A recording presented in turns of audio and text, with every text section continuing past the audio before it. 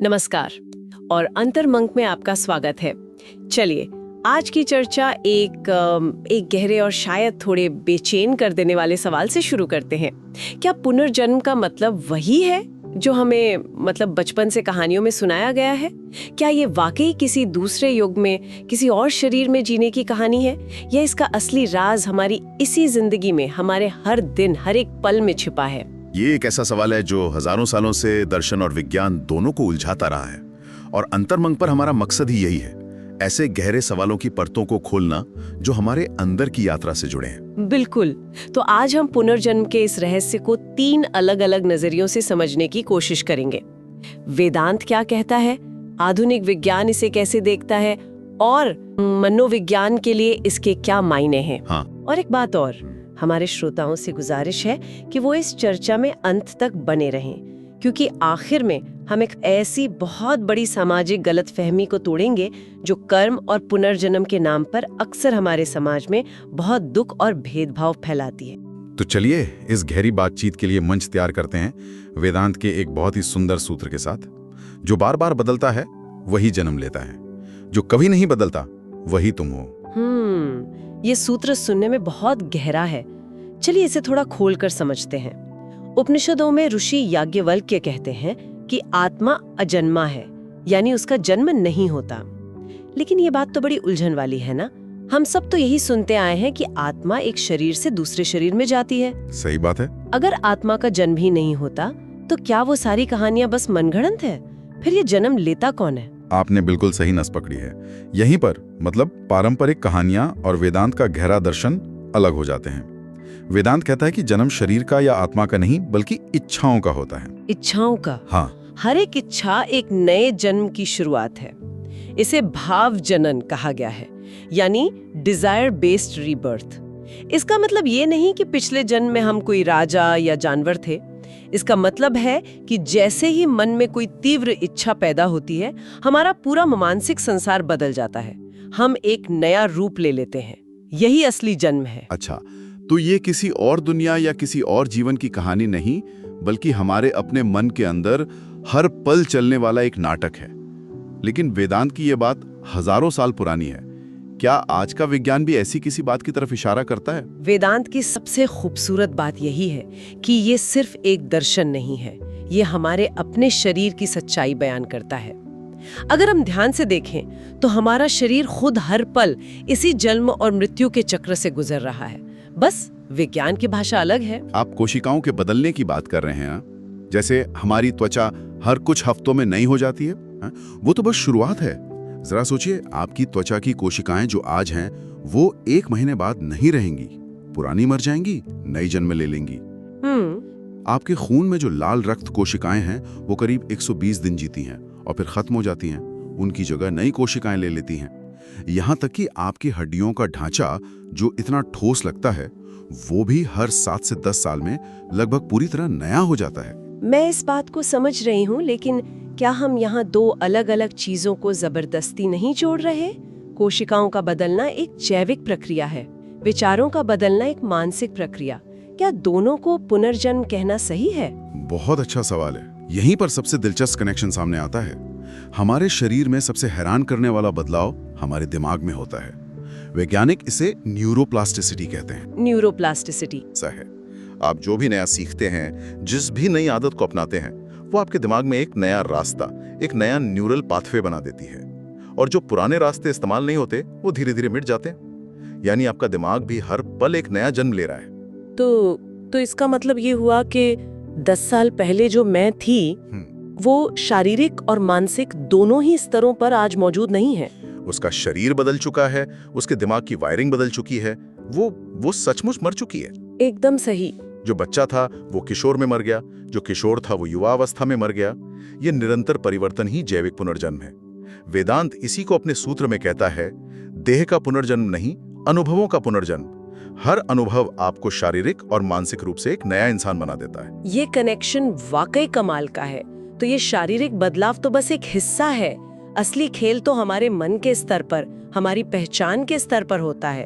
और आधुनिक मनोविज्ञान भी अब इस बात को मानने लगा है कि हमारी पहचान कोई स्थायी चीज नहीं है। बिल्कुल। मनोविज्ञान कहता है ह्यूमन पर्सनालिटी इज प्लास्टिक, यानी हमारा व्यक्तित्व लचीला है।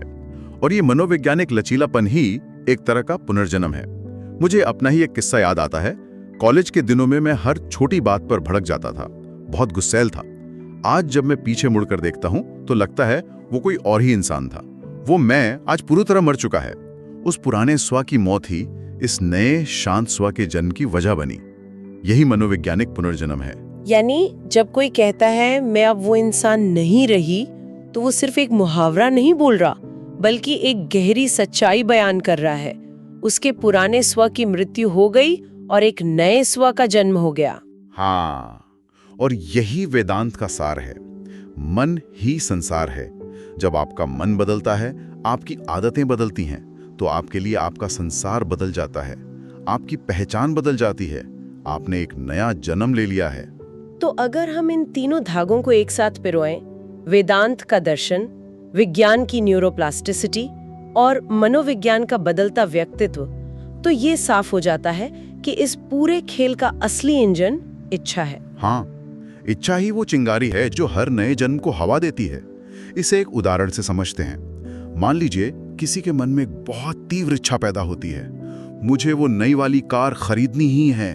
ठीक है, एक आम सी इच्छा है। देखने में आम है, पर इसके असर को देखिए। जैसे ही ये इच्छा पैदा हुई, समझिए एक नया आप पैदा हो गया। एक ऐसा आप जो अब दुनिया को उस कार के शीशे से देखेगा। सड़क पर चलती हर दूसरी गाड़ी उसे फीकी लगेगी, दोस्तों की आर्थिक सलाहों से शोर लगेगी और अपना बैंक बैलेंस उसे एक दुश्मन जैसा लगेगा। उस एक इच्छा ने आपको रातों रात एक बेचैन योजनाकार में बदल दिया। आपका पूरा आंतरिक संसार उस एक इच्छा के चारों ओर घूमने लगा। यही तो है जन्म। और यहाँ पर एक सीधा संबंध दिखता है। जितनी ज्यादा इच्छाएं, उतने ज्यादा ऐसे मानसिक जन्म, और जितने ज्यादा जन्म, उतनी ही ज्यादा बेचैनी, उतना ही ज्यादा उतार चढ़ाव। यही वेदांत का सिद्धांत है। वेदांत कहता है कर्म नहीं बांधता, इच्छा बांधती है। कर्म तो बस एक क्रिया है, लेकिन उस क्रिया के पीछे की इच्छा हमें इस जन्म मरण के चक्र में फंसाती है। और इसका उल्टा भी उतना ही सच है। जब इच्छाएं शांत होने लगती हैं, तो ये रोज रोज के मानसिक जन्म भी कम होने लगते हैं। व्यक्ति धीरे धीरे शांत होने लगता है, और यही मुक्ति की दिशा है। ये वाकई बहुत गहरा कनेक्शन है। और अगर आपको ऐसी बातें अच्छी लग रही हैं और आप हमारे साथ इस अंदरूनी सफर पर बने रहना चाहते हैं, तो अंतर्मन को सब्सक्राइब जरूर करें। आपकी मौजूदगी हमें ऐसी गहरी चर्चाएं करने की हिम्मत देती है। चलिए अब उस सवाल पर आते हैं जो शायद बहुत से लोगों के मन में घूम रहा होगा। पिछला जन्म या पास्ट लाइफ। अगर पुनर्जन्म हर पल हो रहा है, तो फिर उन कहानियों का क्या जिसमें लोग अपने पिछले जन्मों को याद करने का दावा करते हैं? हाँ, ये एक बहुत बड़ा भ्रम है। ज्यादातर लोग पास्ट लाइफ को एक बाहरी किसी दूसरे कालखंड की कहानी की तरह देखते हैं, लेकिन वेदांत का दृष्टिकोण इससे कहीं ज्यादा गहरा और प्रतीकात्मक है। तो क्या वेदांत इसे सिरे से नकारता है?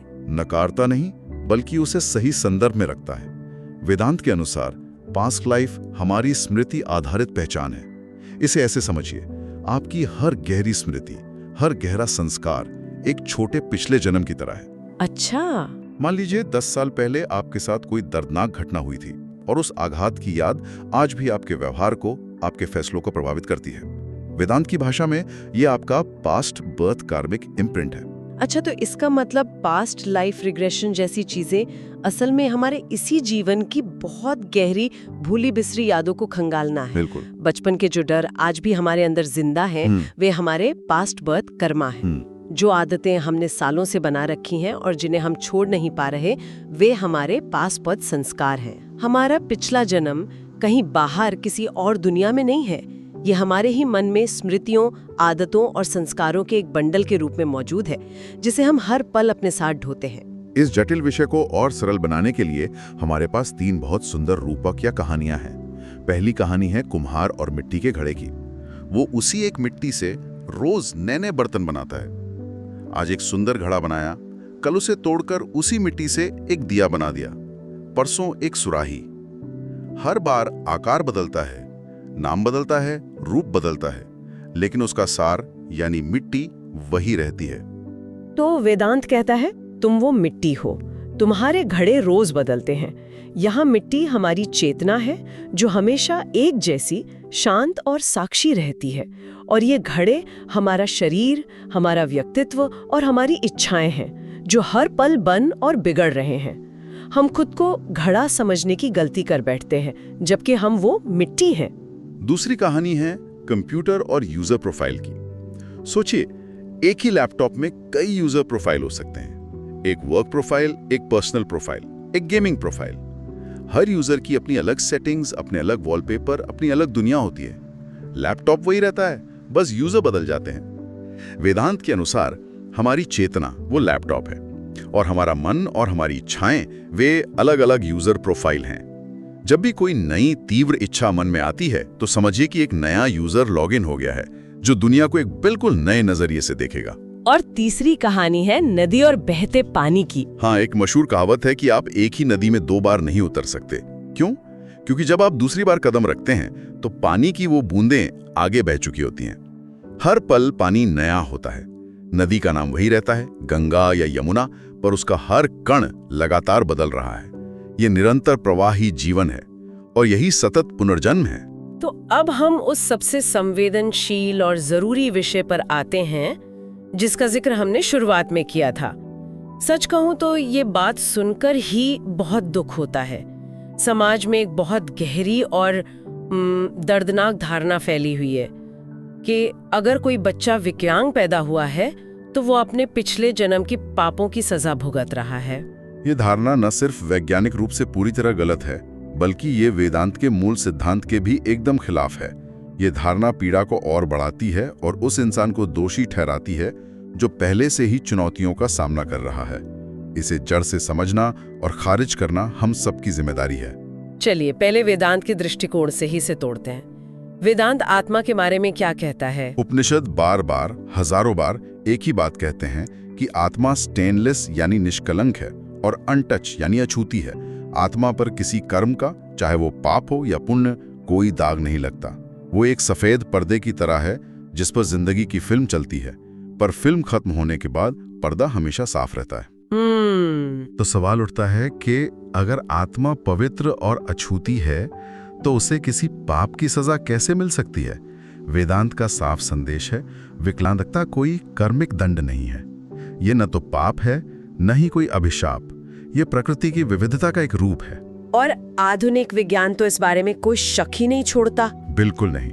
आधुनिक चिकित्सा विज्ञान ने विकलांगता के कारणों को बहुत स्पष्ट रूप से समझाया है और इनमें से कोई भी कारण किसी पिछले जन्म के पाप से नहीं जोड़ता। विज्ञान के अनुसार इसके मुख्य कारण पूरी तरह से जैविक होते हैं। जैसे कि जेनेटिक भिन्नता, यानी कुछ जीन्स का अलग तरह से काम करना। ये बायोलॉजी है, कोई नैतिक फैसला नहीं। या फिर गर्भावस्था के दौरान विकास में कुछ बदलाव आ जाना जो पोषण, पर्यावरण या किसी रैंडम जेनेटिक म्यूटेशन की वजह से हो सकता है। और ऑटिज्म या डिसलेक्सिया जैसी स्थितियां तो बीमारियां हैं ही नहीं, वे न्यूरोलॉजिकल अंतर हैं, यानी दिमाग की वायरिंग में भिन्नता, जिसे आज दुनिया न्यूरोडाइवर्सिटी कह रही है। एकदम सही। ये सभी प्राकृतिक प्रक्रियाएं हैं, नैतिक निर्णय नहीं। जैसे किसी की आंखों का नीला होना पाप नहीं, जैसे किसी का कद लंबा या छोटा होना पुण्य नहीं, वैसे ही कोई विकलांगता भी पाप नहीं। यह प्रकृति की विशाल विविधता का हिस्सा है। इसी से जुड़ी एक और धारणा है असाधारण प्रतिभा को लेकर। जब हम किसी छोटे बच्चे को अद्भुत संगीत बजाते या मुश्किल गणित हल करते देखते हैं तो अक्सर कह देते हैं ये बच्चा पिछले जन्म में जरूर कोई महान योगी या कलाकार रहा होगा। ये भी एक काव्यात्मक विचार है, लेकिन इसका वैज्ञानिक आधार कुछ और है। असाधारण प्रतिभा के पीछे भी ठोस जैविक और पर्यावरणीय कारण होते हैं, जैसे दिमाग में असाधारण न्यूरल कनेक्टिविटी, बहुत अच्छी वर्किंग मेमोरी या एक ऐसा माहौल जो उस प्रतिभा को बचपन से ही निखारता है। अच्छा, यह पिछले जन्म का नहीं बल्कि इसी जीवन की जैविक संरचना और परवरिश का मिलाजुला परिणाम है। वेदांत इसे कहता है प्रकृति अपने गुणों से कार्य करती है। प्रकृति महान प्रतिभा भी दे सकती है और सीमित क्षमताएं भी। दोनों ही प्राकृतिक हैं। दोनों में से कोई भी दैवीय इनाम या सजा नहीं है। तो इन सब बातों का हमारे रोजमर्रा के जीवन के लिए व्यावहारिक मतलब क्या है? हमें क्या करना चाहिए? सबसे पहले तो ये समझना होगा कि असली पुनर्जन्म हमारे हाथ में है। यह पहचान का परिवर्तन है। जब आप धूम्रपान छोड़ने का फैसला करते हैं तो ये एक नया जन्म है। जब आप अपने गुस्से पर काबू पाना सीखते हैं तो ये एक नया जन्म है। ये हर दिन, हर पल हो सकता है। तो इसका अभ्यास कैसे करें? हर सुबह को एक नया जन्म माने। अतीत के बोझ को छोड़कर आज आप अपना कौन सा नया संस्करण बनाना चाहते हैं, इस पर ध्यान दें। अपनी इच्छाओं को दबाएं नहीं, बस उन्हें एक साक्षी की तरह देखें। जैसे आप सड़क पर ट्रैफिक को देखते हैं बिना किसी गाड़ी में बैठे। उनका निरीक्षण ही मुक्ति का पहला कदम है। और विकलांगता के प्रति हमारा दृष्टिकोण कैसा होना चाहिए? हमारा दृष्टिकोण करुणा, सम्मान और विज्ञान का होना चाहिए। वेदांत कहता है कि हर शरीर चेतना का एक वाहन है। किसी का वाहन फरारी हो सकता है, किसी का स्कूटर। वाहन कैसा भी हो, अंदर बैठी चेतना, वो यात्री वही है, समान है, पवित्र है। इसलिए विकलांगता को असामर्थ्य की तरह नहीं बल्कि भिन्न क्षमता या डिफरेंट कैपेबिलिटी की तरह देखना चाहिए। सही कहा। और सबसे जरूरी, हमारी एक सामाजिक जिम्मेदारी है। हमारा कर्तव्य है कि हम अपने आसपास के लोगों को करुणा, विज्ञान और वेदांत के सही अर्थ से शिक्षित करें। हमें उस मानसिकता को खत्म करना है जो पीड़ित को ही दोष देती है। विकलांगता एक जैविक स्थिति है, कोई दैवीय दंड नहीं। हम सब ने ऐसी कहानियां सुनी हैं कि फलाने गांव में एक बच्चे को अपना पिछला जन्म याद आ गया। हाँ, बहुत आम है ये कहानियां। और कुछ लोग तो इसे वैज्ञानिक साबित करने के लिए अमेरिका की वर्जीनिया यूनिवर्सिटी जैसे बड़े संस्थानों के रिसर्च का भी हवाला देते हैं। इन दावा में आखिर कितना दम है? देखिए, जहां तक वैज्ञानिक समुदाय का सवाल है, उनके लिए पुनर्जन्म का आइडिया एक मजाक से ज्यादा कुछ नहीं है। मतलब इसे सीरियसली नहीं लिया जाता? बिल्कुल नहीं। ये जो वर्जीनिया यूनिवर्सिटी जैसी जगहों का नाम इस्तेमाल होता है ना, वो एक तरह की आप कह सकते हैं मार्केटिंग है। अच्छा, ताकि बात वजनदार लगे। हाँ, ताकि बाद में दम लगे। लेकिन आज तक एक भी पेयर रिव्यूड यानी प्रतिष्ठित वैज्ञानिकों द्वारा जांची परखी रिसर्च पेपर नहीं है जो ये साबित कर सके। एक भी नहीं? नहीं। अगर ऐसा कुछ साबित हो जाता तो ये बायोलॉजी, न्यूरोसाइंस और मनोविज्ञान की पूरी बुनियाद हिला देता। पर ऐसा कुछ भी नहीं हुआ है। ये दावे, अफवाहों और किस्से कहानियों के स्तर पर ही हैं। लेकिन इन किस्सों का कुछ तो आधार होगा। मतलब ऐसा कैसे हो सकता है कि कोई बच्चे अचानक किसी दूसरे गांव का नाम लोगों के नाम बताने लगे जहां वो कभी गया ही नहीं? क्या ये सब सिर्फ मनगढ़ंत बातें हैं? नहीं, मैं ये नहीं कह रहा कि ये किस्से मनगढ़ंत हैं। इनका आधार है, लेकिन वो आधार अध्यात्म में नहीं, गणित में है। गणित में? हाँ, इसे प्रोबेबिलिटी या संभाव्यता का सिद्धांत कहते हैं। इसका एक क्लासिक उदाहरण है इनफाइनाइट मंकी थ्योरम। ओके। अगर आप अरबों खरबों बंदरों को एक एक टाइपराइटर देकर अनंत काल तक टाइप करने के लिए छोड़ दें, तो उनमें से कोई एक बंदर संयोग से शेक्सपियर का पूरा नाटक हैमलेट शब्दशः टाइप कर ही देगा। एक मिनट, मतलब आप ये कह रहे हैं कि वो बंदर कोई लेखक नहीं बन गया, ये सिर्फ एक गणितीय संयोग है? बिल्कुल, एग्जैक्टली। अब इसे बच्चों वाले किस्से पर लागू कीजिए। दुनिया में हर रोज लाखों बच्चे पैदा होते हैं। करोड़ों बच्चों में से कुछ बच्चे संयोग से कुछ शब्द, कुछ नाम, कुछ वाक्य ऐसे बोल ही देंगे जो किसी दूसरे मृत व्यक्ति की जिंदगी से मेल खा जाएंगे। अच्छा, तो ये सिर्फ एक कोइंसिडेंस है? ये सिर्फ आंकड़ों का खेल है, किसी आत्मा के सफर का सबूत नहीं। हम उन करोड़ों बच्चों को नजरअंदाज कर देते हैं जो ऐसा कुछ नहीं बोलते, और उन 2-4 केस को पकड़कर उसे पुनर्जन्म का प्रमाण मान लेते हैं। ठीक है, ये गणित वाली बात समझ में आती है, लेकिन ये थोड़ी मैकेनिकल लगती है। मान लीजिए किसी का पुनर्जन्म इंसान के रूप में ही हुआ हो, तो उसे इंसान के रूप में पिछला जन्म क्यों नहीं याद आ सकता? ये एक बहुत दिलचस्प सवाल है, और इसका जवाब भी उन्हीं शास्त्रों में है जो पुनर्जन्म की बात करते हैं। अच्छा। उन्हीं शास्त्रों में 84 लाख योनियों की भी बात है।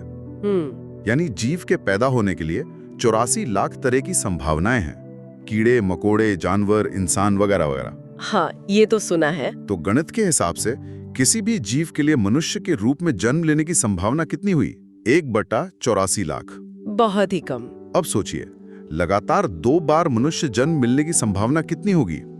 आपको 1/84 लाख को 1/84 लाख से गुणा करना पड़ेगा। यह संख्या इतनी छोटी है कि वो लगभग असंभव के बराबर है। मतलब अगर किसी को कुछ याद आना भी चाहिए, हाँ, तो ये नहीं कि मैं पड़ोस के गांव में ठाकुर था। बिल्कुल, उसे तो ये याद आना चाहिए कि मैं अमेज़न के जंगल में एक मकड़ी था, या मैं अटलांटिक महासागर में एक व्हेल था। सही बात है। किसी को हमेशा यही क्यों याद आता है कि वो 150 किलोमीटर के दायरे में ही एक इंसान था? ये तर्क की कसौटी पर खरा नहीं उतरता। और इन सबसे बुनियादी सवाल, हमारी यादें, हमारी स्मृति रहती कहाँ है? हमारे दिमाग में, ब्रेन में। बिल्कुल, ब्रेन जो कि एक भौतिक चीज है, मांस का एक टुकड़ा है। सिर पर एक गहरी चोट लगने से या अल्जाइमर जैसी बीमारी से याददाश्त जा सकती है। सही है। जब शरीर जलकर राख हो जाता है, वो ब्रेन ही नहीं बचता, तो उसमें स्टोर की हुई यादें कैसे बच सकती हैं? स्मृति कोई हवा में तैरने वाली चीज तो है नहीं, वो हार्डवेयर के साथ ही खत्म हो जाती है। ये बात तो सोचने वाली है। मतलब दिमागी नहीं तो यादें कहाँ से आएंगी? लेकिन फिर मेरे मन में एक और बड़ा सवाल उठता है। पूछिए। अगर ये साइंटिफिकली और लॉजिकली इतना खोखला है, तो फिर दुनिया की इतनी बड़ी आबादी इसमें इतनी गहराई से विश्वास क्यों करती है? इसके पीछे का मनोविज्ञान क्या है? इसका कारण बहुत गहरा और मानवीय है। जब किसी का जीवन अधूरा, दुखों और कुंठाओं से भरा होता है, तो पुनर्जन्म का विचार एक उद्धारकर्ता या सेवियर की तरह आता है। ये एक बहुत आरामदायक तकिया है जिस पर सिर रखकर सोया जा सकता है। आरामदायक कैसे? ये तो बल्कि डरावना होना चाहिए कि बार बार जन्म लेना पड़ेगा। नहीं, यह आरामदायक इसलिए है क्योंकि ये आपको अपने वर्तमान दुखों की जिम्मेदारी लेने से बचाता है। अच्छा। व्यक्ति सोचता है, मेरा जीवन आज खराब है क्योंकि मैंने पिछले जन्म में कुछ बुरे कर्म किए होंगे, ये मेरा कर्मफल है। ओके। इस एक सोच से अपने दुखों को चुनौती देने की, उनसे लड़ने की सारी हिम्मत खत्म हो जाती है। वो मान लेता है कि ये सजा है जो उसे भुगतनी ही है। और ये भी उम्मीद रहती है कि चलो ये जीवन खराब गया तो क्या अगला तो मिलेगा। बिल्कुल। इस जन्म में जो नहीं मिला वो अगले जन्म में पालूंगा। यह सोच वर्तमान में कर्म करने के आलस को सही ठहराती है। यह एक तरह का पलायनवाद है।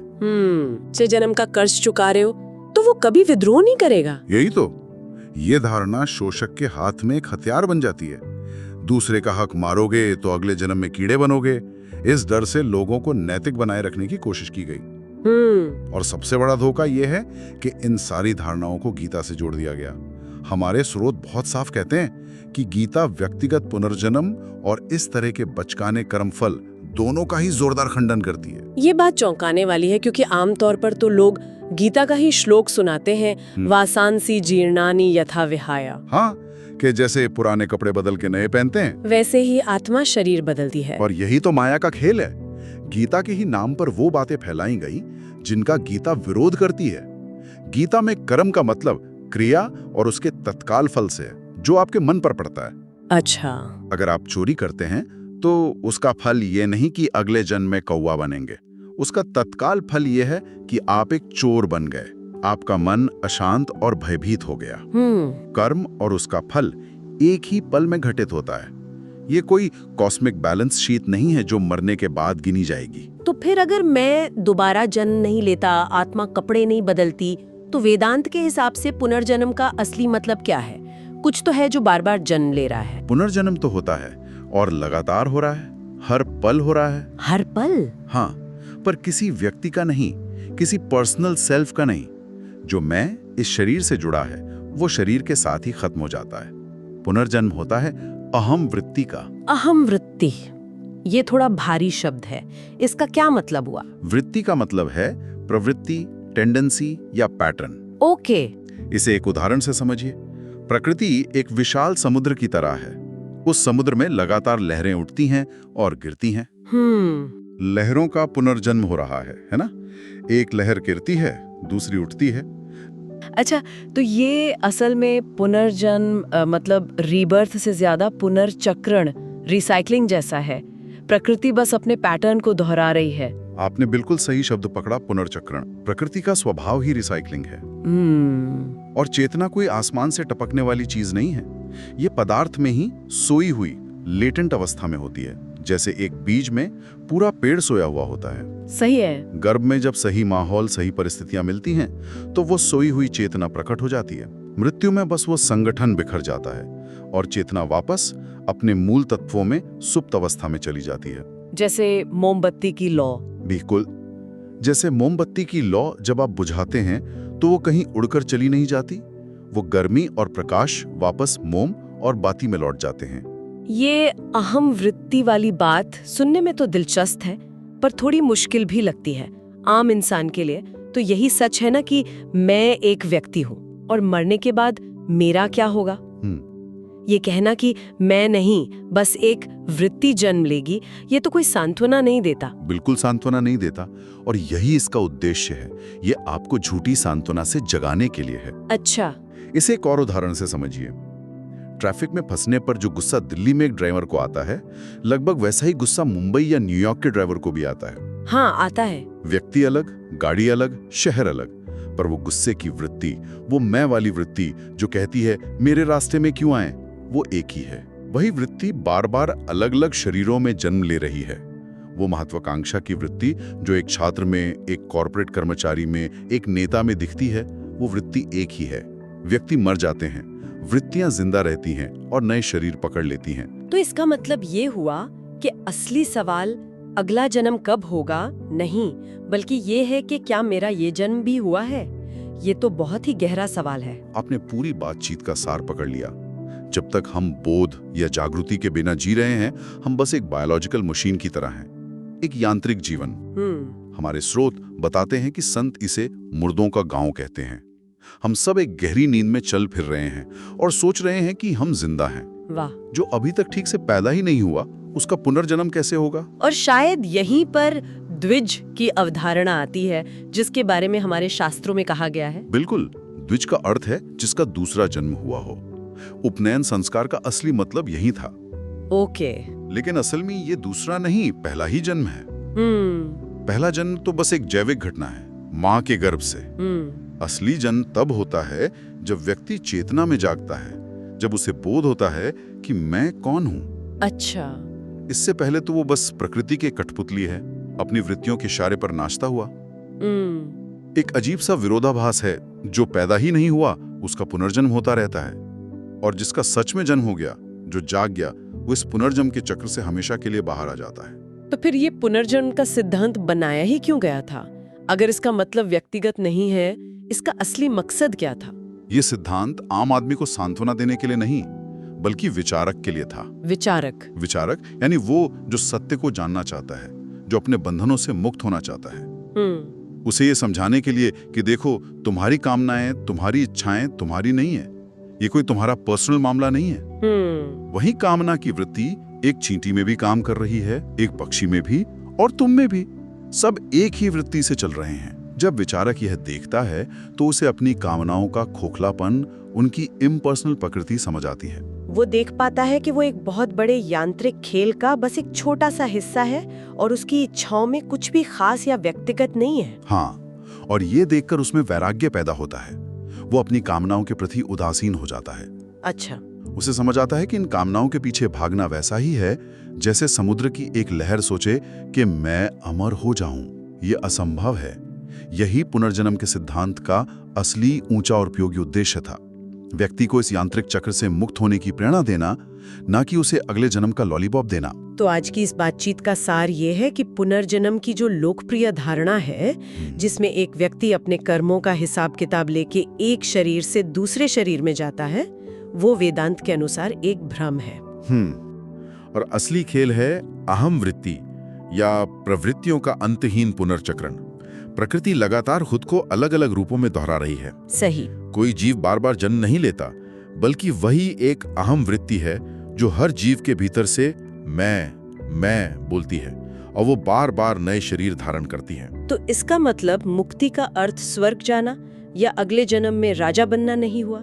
मुक्ति का अर्थ है इन सब बिल्कुल बचकानी धारणाओं से मुक्त हो जाना।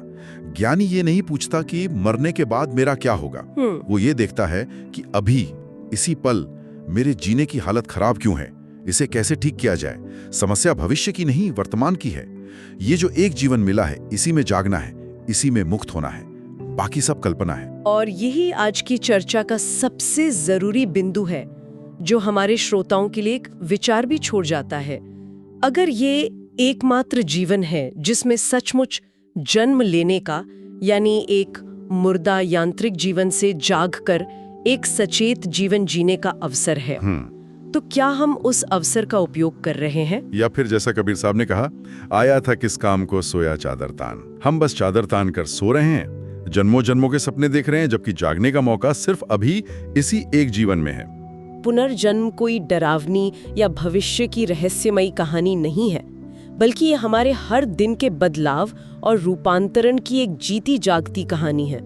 असली मुक्ति तब है जब इच्छाओं और पहचानों का ये चक्र शांत हो जाता है। में वेदांत का ये गहरा विचार छोड़ जाते हैं। जन्म तो रोज होता है, पर मुक्ति तब होती है जब हम जन्म लेना बंद कर दें, यानी जब नई नई इच्छाओं और पहचानों को बनाने का ये खेल रुक जाता है और हम अपने असली शांत साक्षी स्वरूप में स्थित हो जाते हैं। आज की चर्चा सुनने के बाद हम अपने श्रोताओं से एक सवाल पूछना चाहेंगे। क्या आप अपने जीवन में हुए किसी ऐसे मनोवैज्ञानिक पुनर्जन्म को पहचान सकते हैं जब आपने अपनी किसी पुरानी आदत, डर या पहचान को छोड़कर एक बिल्कुल नया रूप लिया हो? अपने अनुभव नीचे कमेंट्स में जरूर साझा करें। हमें आपके रूपांतरण की कहानियां पढ़कर बहुत अच्छा लगेगा। धन्यवाद। ये है अंतर्मंक, आपके भीतर की यात्रा का साथी। अगर आपको यह चर्चा सार्थक लगी हो तो इसे लाइक करें और इस सोच को आगे बढ़ाने के लिए चैनल को सब्सक्राइब करना ना भूलें।